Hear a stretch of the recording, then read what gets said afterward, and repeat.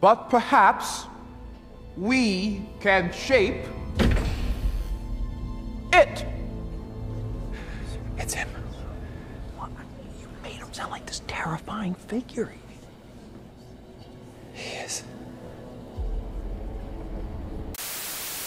Towel folder, walk-on, bench warmer, Yale grad, intern, assistant, fired assistant, Mountain Lions running back coach, offensive coordinator, NFL head coach.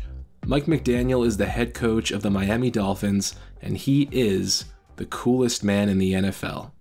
Mike McDaniel is one of football's, no, sports' most unique personas. While most coaches in the NFL lead their teams like a general at war, there's a special kind of levity to McDaniel's leadership that I promise you'll fall in love with after watching this. And all of this at no sacrifice to his one-of-a-kind skills as an NFL head coach. Along with his happy-go-lucky attitude and the ability to make you laugh literally anytime he's got the mic, he's also one of the brightest minds in this sport today. Even as a fan of a rival team, I know it's still going to be pretty darn hard for the Bills to get to where they want to be with these Mike McDaniel Dolphins in their way. And don't even bother betting on the Jets. Who bets on the Jets? Have you not learned anything about betting? The Jets are going to come back! No, they're not! Entering Week 8 this year, the first-place Miami Dolphins have by far more points per game and offensive yards on both ends of the ball than any team in the NFL. They had more total yards through the first 5 weeks of the season than any team in NFL history. But was that really the goal, Mike? Mission accomplished. We had the whole time, the whole offseason, that was our goal, was output after 5 games. Not only have the McDaniel Dolphins been one of the most dominant in Miami Dolphins history, McDaniel's helped evolve this Dolphins offense into one of the most electric ever constructed, headlined by what's probably the fastest set of guys I've ever seen on one sports team. Tyreek Hill, Raheem Mostert, Devon Achane, Jalen Waddle. Those 4 guys have 7 of the top 11 fastest runs so far this season. The list doesn't stop there. Braxton Berrios, practice squad cornerback Ethan Bonner. This offense has speed and talent up and down the roster. But as much as it's the raw talent of his players, it's pairing them with a mentally athletic coach who knows how to bring out their strengths. There are great videos on YouTube already talking about his ability as a top-of-the-line play caller, so I won't talk about it too much in this video. But whether it's on YouTube or in the NFL, it seems like everyone's got something good to say about Mike. Browns defensive end Myles Garrett saw McDaniel's ever-motioning, ever-shifting offense up close last year after a 3-touchdown loss in Miami and applauded McDaniel's ability of making 15 pre-scripted plays feel like 60. Former Browns wide receiver Andrew Hawkins, who'd worked under Mike as a wide receivers coach in Cleveland, went on the record to say that he'd bet every dollar in his account that no other candidate understands offensive football the way McDaniel does. 49ers head coach Kyle Shanahan and son of McDaniel's longtime mentor Mike Shanahan said that his then running back coordinator was more vital to his team than anyone he worked with at the time. When it comes to his athleticism, it isn't just the mental muscles either. McDaniel can leg it about as good as any of his guys on the field. Fitting that the coach of the fastest team on earth is also the fastest head coach in human history. It's those legs and that brain that make him as respected as he is throughout the league. Past players, past colleagues, even the refs. Those are nice, strong handshakes with eye contact. I appreciate that.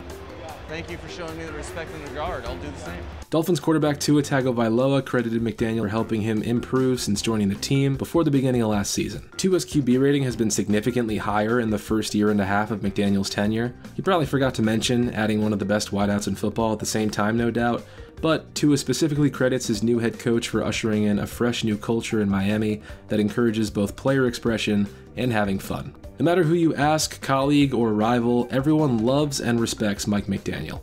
And speaking of love, find someone who loves you as much as Mike McDaniel loves his announcements. I should announce that my wife went to the grocery store, which was exciting because I'm a big snack time guy. What makes making a video about a guy like Mike McDaniel so easy is that I can really just let Mike do all the talking. I really just have to give the mic over to Mike. Example 1. Mike's featured episode of Mic'd Up was a really great showcase of his personality and just how uniquely singular this man's presence is in an NFL locker room. YouTubed you and heard and saw this Trent Dilfer thing showing all this high school from you. And bro, your technique was trash. Like, what other coach in sports says those words in that order? This episode of Mic'd Up did more to pique my interest in football, honestly, than any of the marketing that I've seen in the last 10 years. Yo! Hey! No! You just spotted it right here!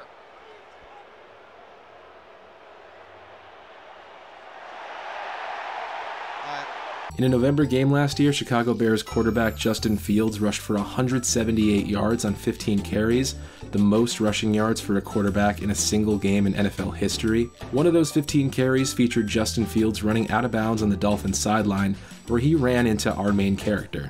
Reporters asked Mike after the game what he meant when he asked the Bears quarterback to, quote, "stop it." And he had this to say. I just wanted him to stop scrambling.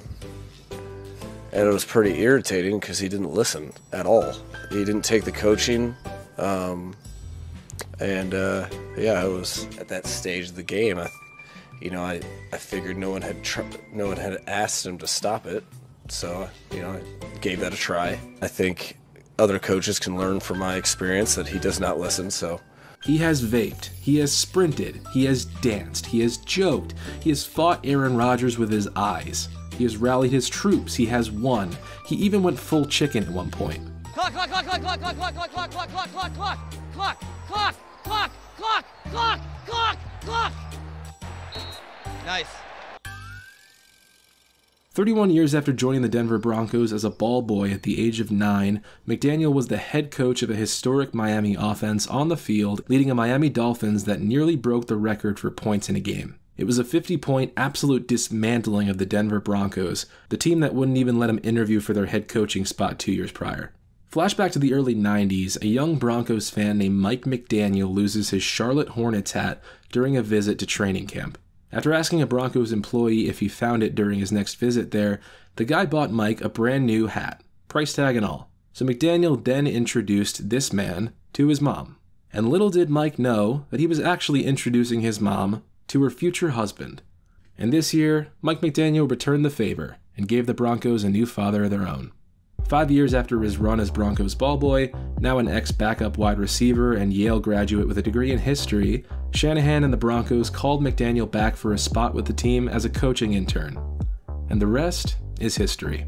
Mike's been around a ton of winning cultures throughout his NFL career. Combining a naturally funny, light-hearted, sarcastic personality with the raw experience you get from learning in a winning NFL environment have helped mold his unique team culture that he's brought as the head of the ship in Miami. Even dating back to those early ball boy days in Denver, those included back-to-back Broncos Super Bowl appearances in 1997 and 1998. McDaniel worked closely under Mike Shanahan and Gary Kubiak in Denver, Dan Quinn in Atlanta. That's 9 Super Bowl rings between those three. He got to work alongside Kyle Shanahan, Matt LaFleur, and Sean McVay, 3 future NFL head coaches during his time in Washington, each of whom McDaniel spoke highly about when asked. Kill, kiss, or marry your coaching tree. Kyle Shanahan, Matt LaFleur, Sean McVay. Start with Matt. I'd kiss him because he's most endearing.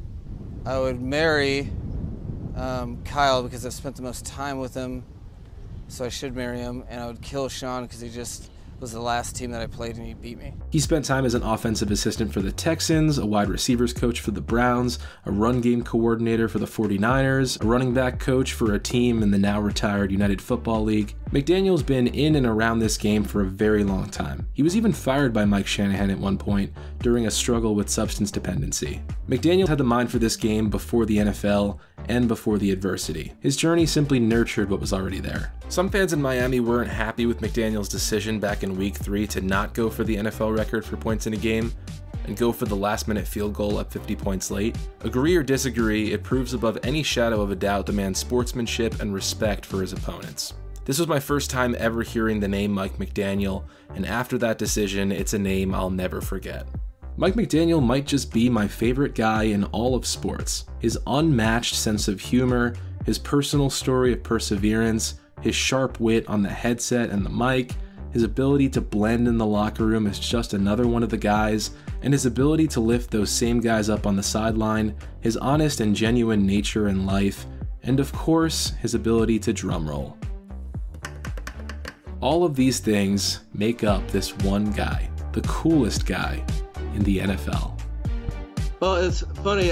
He probably looked at me like I was crazy, but when I sat down with Mike Shanahan for the first time, my career objective was to be a Hall of Fame NFL head coach that uses all of his ability in the direction of winning world championships for a franchise. I was 22 when I made that statement originally, and it hasn't really wavered.